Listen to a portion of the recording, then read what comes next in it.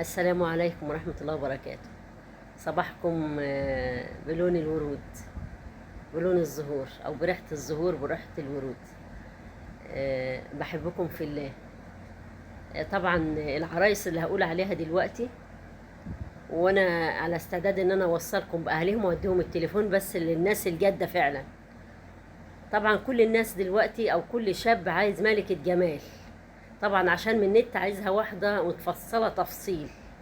انا عايز عينين خضراء، عايز شعر اصفر،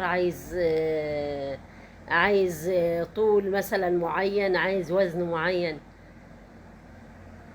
انا مش عارفه بصراحه. المفروض انت تقابل الناس وتقعد معاهم وتشوف الدنيا ايه في اسلوب للمحاوره، في اسلوب للحديث. يعني في اكم من ناس كانت عايزه ناس جميله، ومع ذلك قعدت مع ناس متوسطه الجمال. وبمشيئة الرحمن ربنا ألف القلوب، هو سبحانه وتعالى هو اللي بيألف القلوب. وكل واحد دلوقتي بيطلب ملكة الجمال، ملكة الجمال، ملكة الجمال. طب والناس السمرة الجميلة، الناس اللي الحلوة النوبية، والناس السمرة الخفيفة، والناس الخمرية تروح فين يعني؟ الناس الجميلة دي تروح فين؟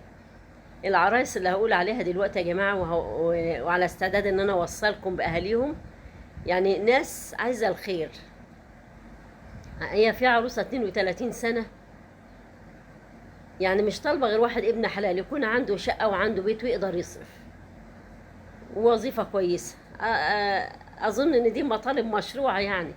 وهي تعليم عالي، وراضية بحد دبلوم عادي. هي 32 سنة، لو واحد لغاية 40 سنة ووظيفته كويسة، ومش طالبة حاجات كتيرة زي ناس. هي دبلة اللي تقدر عليها، بس تقدر تفتح بيت، وتقدر تفلح برضه.